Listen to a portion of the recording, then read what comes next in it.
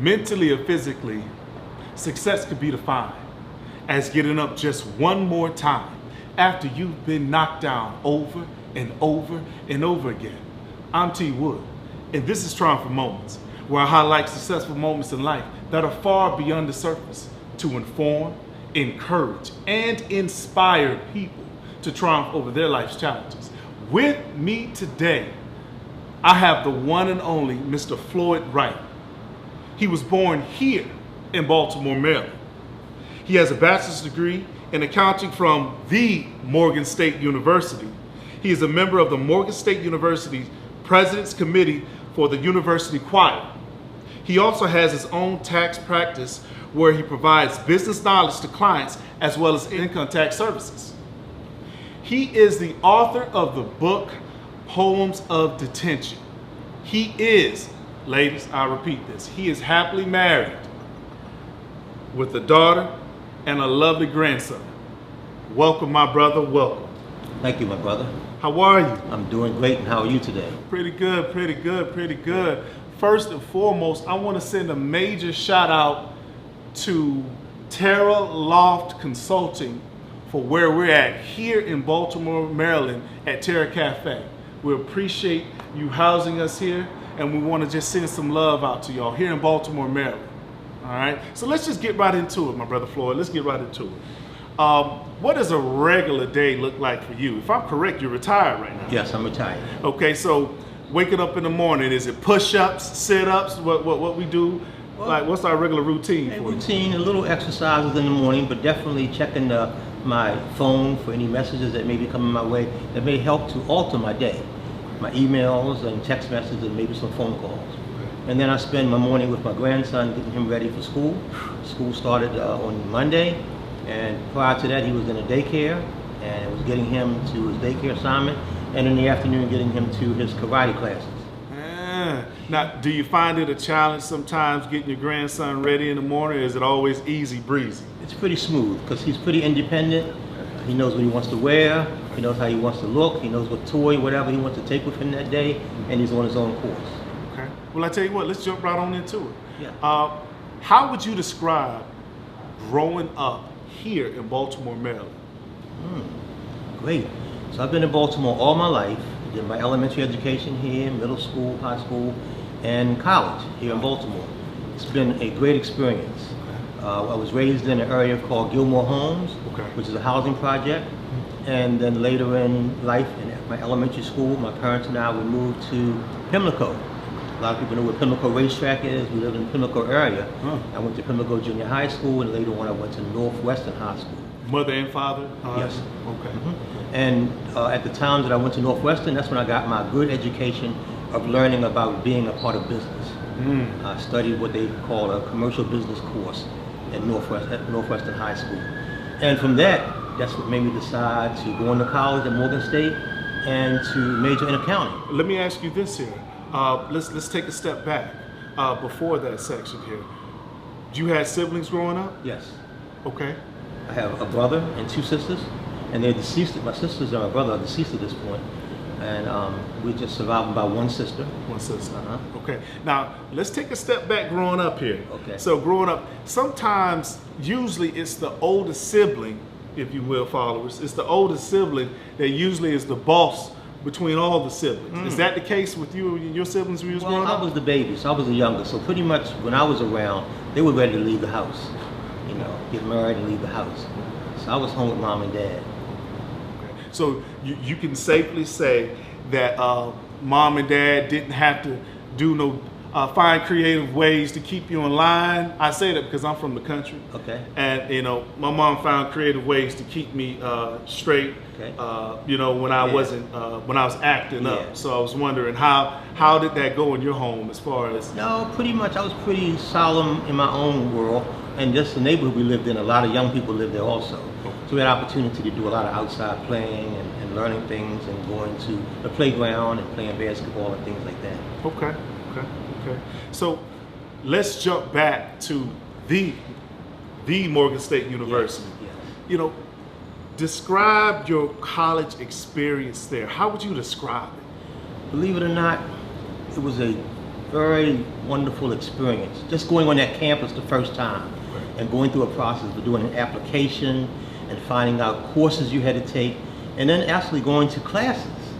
And you had to go from a building to another building, sitting in class for an hour and a half, being attentive, taking notes. It just became a whole world. And doing that, I was a challenge every day. The campus is just great. It's a beautiful campus. On Wednesdays, they had an hour, the Morgan State, the college hour. The bell would ring on campus, and students would just come outside and just be able to congregate. It was a very, very good experience. The education that I received from Morgan, phenomenal. You know, I majored in accounting, so I took a lot of accounting courses, intermediate accounting, which are some difficult classes. And then I took an income tax accounting class, which prompted me to open up a tax practice. Now, and I know my followers heard this, so I got to step back to it. You mentioned that a bell rung. Yeah. You mentioned that a bell. Okay. Now, we're not dating here because I don't know if they still, to date, still the bell ring and you notify, but the bell rung. What time year? What year was this now? This is 1982. 1982. Okay. I was still coming into myself, you know, as a human being. But that's for my followers. Y'all may not know nothing about that. You know, when the bell ring, that means it releases you to go to the next class. To the next class, Come right. on. This was an opportunity for the campus, the whole campus to connect. You come outside, you come out to the quad, you get to see everyone. People were majoring in all kinds of other courses, but you get a chance to hang out. And Morgan State has a bridge, which is very popular. Wow. Everyone wanted to hang on the bridge. Is that like the premier place to hang out, to kind of congregate? And, I would say it was during my time, but now we have two bridges. And there are other parts of the university where people hang out, because the university has expanded. It's like a little city. Wow. It's expanded tremendously. Wow. It's safe to say from what you're describing that you got a family atmosphere from your HBCU? Oh yes, oh yes, oh yes. My HBCU life, yes, family atmosphere. And even though I've been away from Morgan State for a number of years, I go back there often. As you mentioned in my bio, I'm part of the President's Committee for the choir. Right. I'm in a mentoring program at Morgan. Wow. I'm on campus very often. Wow. Very often. You really do not have to give your time back to do the things that you're doing to still participate and assist Morgan State University. You know, what motivated you to do that? Well, you're retired. You don't have to spend your time doing this. Yeah. Well, there's a gospel song about if it had not been for the Lord, where will I be now? Wow. If it had not been for the Morgan State University, where would I be now? Wow. I think that pretty much sums it up. If I'm correct, well, are there any other organizations that you participate part of? Oh yes, of course. The organization that you and I both belong to. Absolutely. Omega Psi Phi Fraternity Incorporated. Y'all better know. Yes, and that's another part of my life that has been very strong. Okay. Being a part of the community, Right. being able to be involved with the social programs, Right. and other commitments. Okay. What chapter do you currently I'm own? with the Pi Omega chapter. Okay, where's that located? Graduate chapter in Baltimore City. Okay. Anything particular that you could say stands out about your chapter? Well, my chapter, we're the pearl of the 2nd District. Okay. And we're very much premier involved in the state of Maryland. The 2nd District, which covers a number of states in Maryland, Virginia, New Jersey, New York. And oftentimes these chapters get together and have district conferences. Wow. And we brainstorm and we come up with different decisions to do for our fraternity, making sure that we follow any mandated programs and making sure that we are visible in all the communities. You know, in switching gears, I've come to the conclusion that in life, just continue to live. Sometimes life will take you in all kind of directions. Yes. You know, take you through some ups and it'll take you through some downs. And sometimes just finding a way to just survive the moment is a blessing within itself. Yes. And so when we take a look back at it, in your past you experienced a sudden incarceration for about 2 months. And as at the ripe, mature age of 60 plus, how did you find a way, this is for the listeners, how did you find a way to see it through that moment? At the time that the correctional officers were taking me to my cell, took me in my cell, and there was a cellmate already there. The cell was probably as large as some people's bathrooms. I asked my cellmate, how long do we stay in here? And he said 23 hours a day. And I'm thinking in my mind, since I majored in accounting, I'm multiplying 23 hours in a day times my sentencing time to come up with a number. And I just looked up to the sky and prayed to the Lord, let me make it through this. Is it safe to say for you, spirituality is a strength for you? Yes. Okay. Yes. Gets me through. Would you say that came from your upbringing, or was it later in life when that connected? I think it was always there, but it's been enhanced since my experience. We have a sense to take little things for granted. Is there anything that you experienced during that time that, did it increase just you being thankful for the stuff that you may not recognize, or were you always just grateful for this and that, just the little things that people tend to ignore? I think I've always had that feeling of being appreciative, but I think with my experience it has enhanced it. Definitely it has enhanced the term freedom. Wow. Because it makes a difference when you don't have the freedom. You have to ask someone, can you go somewhere? Ask, can you do something? Wait for your food to be given to you. It's a big difference. So that freedom can take a lot from you. I want to say to all our listeners here, in just understanding, how Brother Floyd experienced that, for anyone who may be seeing this episode right now, and you are absolutely experiencing being incarcerated and things of that such, or may have experienced it in the past, just as my brother Floyd sits here with me today, I assure you, there's a way to push through. Nobody said, don't get it confused that tears make you weak. Everybody has their moment, or whatever it takes to survive the moment. That is a strength. Surviving the moment is a strength, by all means necessary. All right? Be encouraged. Absolutely be encouraged. Yes. In moving forward since then, what things have you done since that time from your experiences? You basically turned your experience into something that is motivating and helping others. Yes. Well, since the book has been out, All right. I've gone on speaking engagements. I've spoken to youth programs around the city. I've connected with a number of programs that has to do with felons. One program I'm involved called Faces. They're dealing with felons who've previously released from prison. You say it's called Faces? Faces. Okay. And they are relating to individuals who've been released from prison, finding housing for them, and putting them in programs. Because some guys may have programs that they need to be a part of for alcoholism and maybe drug addiction. Right. So I've just leaned into those type of things. Been a mentor at my church. I'm doing mentoring at Morgan State University, doing mentoring through my fraternity, and also being involved in other social programs. There are other programs that I've become members of a board. There's an organization that lots of activities around the city where we have things that are going on and people need to be a part of. There's Dunbar High School, and there are programs that one of my fraternity brothers, Ron Miles, is running a program over in East Baltimore. And those type of things I like to be involved in because it keeps me alert, things that are going on, and also giving back. In thinking back on your experience, well, actually, first and foremost, are there any social media links or website that people can go to purchase the book or to kind of follow you? Well, currently I'm on Facebook. Okay. Floyd Wright is my name. Okay. And you also can Google the book, Homes of Detention. Okay. And you can contact me that way. Okay. So they can they can contact you Yes, that way right. and get And I can direct them to my website to purchase the book. Okay.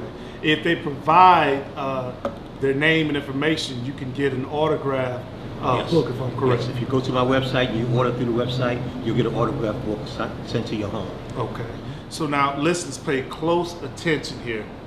Y'all know how I am. I tend to believe that sometimes in life you have to pull from what you've been through in order to conquer what you're currently going through. You have to be able to take what you've been through, let it have been something that taught you something, and you use that thing that you survived to conquer that wall that's in front of you. is there anything, what would you say that you've learned just from that experience of what you're doing for the kids and for the youth and things of that sort? Like from your experience of what you went through, what would you say you learned from it? Well, I learned this little motto that I've seen even around the city: help needs help. And there are a lot of people who need help. Some people don't realize they need help, but help needs help. So I like to help youth, seniors, and you might just find somebody who just needs this little blessing for no reason at all. I saw a police officer the other day at a gas station. He was doing patrol, and I pulled over. I wasn't coming to get gas, and I said, "Hey, sir, I appreciate your work you're doing. Are you a father?" He said, "Yeah." I went into the back of my vehicle and pulled out a shirt that says, "All Dad, All Day." I said, "What size do you wear?" He said, "Large." I gave him the shirt, biggest smile on his face. I got back in my car and drove off, and I know he was like, "What was that? Why did I get that?" But it made his day. It made his day. People don't understand, well, we need to actually understand. You'll be surprised how much of a difference you can make in somebody's life when you just provide a small gesture. You didn't have to do that. What pushed you to even do that? I saw him, and I think that everybody should get some kind of a blessing every day. Wow. Could be financial, could be in words, but just a blessing. And for me to give him that T-shirt, I wasn't asking for directions or trying to help him to get me to solve a crime. It was just a matter of saying, "Hey, I need to be able to see a smile on this man's face." I gave him the T-shirt and I just walked away. There is something here at the show that I've created that is called Encouragement for Free. It could be something that we've already talked about, or it could be something that you just learned, your creed just growing up, a motto, Yes. Or something of that sort, or a spiritual biblical scripture. What is some encouragement for free that you can provide for our listeners right now? Great is thy faithfulness. Great. Great is thy faithfulness. Just be faithful. Could you give us an example?